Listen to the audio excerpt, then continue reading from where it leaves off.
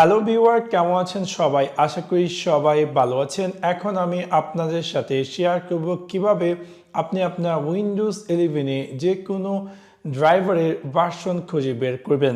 So আপনাদেরকে সম্পূর্ণ ভিডিওটি দেখার জন্য আমন্ত্রণ জানাচ্ছি। চলুন তাহলে দেখে আসি কিভাবে আপনি আপনার উইন্ডোজ 11-এ যে কোনো ড্রাইভারের ভার্সন খুঁজে বের করবেন। সো সেই কাজটি করার জন্য আপনি আপনার উইন্ডোজ 11-এ স্টার্ট মেনুতে গিয়ে রাইট ক্লিক করুন অ্যান্ড দেন ক্লিক করুন ডিভাইস ম্যানেজার এবং দেখতে পারবেন যে এরকম একটি স্ক্রিন অ্যাপিয়ার করবে এবং ডান দিকে আপনি দেখতে পাবেন যে আপনার সবগুলো ড্রাইভার, আপনি যে ড্রাইভারের ভার্সন খুঁজতে যাচ্ছেন সেই ড্রাইভারটিতে গিয়ে রাইট ক্লিক করে ক্লিক করুন প্রপার্টিজ এবং ক্লিক করুন ড্রাইভার এবং দেখতে পাবেন যে আপনার এই ড্রাইভারটির ভার্সনটি কী।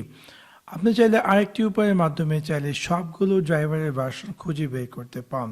সেই কাজটি করার জন্য আপনি আপনার উইন্ডোজ 11-এর সার্চ বারে গিয়ে টাইপ করুন POWER এবং আপনি পেয়ে যাবেন উইন্ডোজ পাওয়ারশেল। সো আমি ক্লিক করবো রান এস অ্যাডমিনিস্ট্রেটর এবং দেখতে পাবেন যে পাওয়ারশেল অ্যাপিয়ার করবে।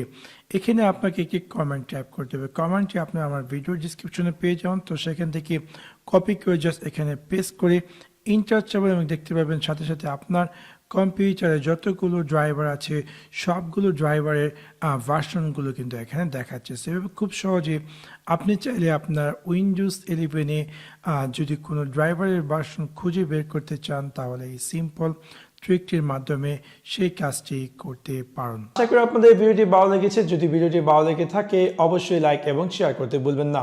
Thanks for watching my video. See you next one. Piece.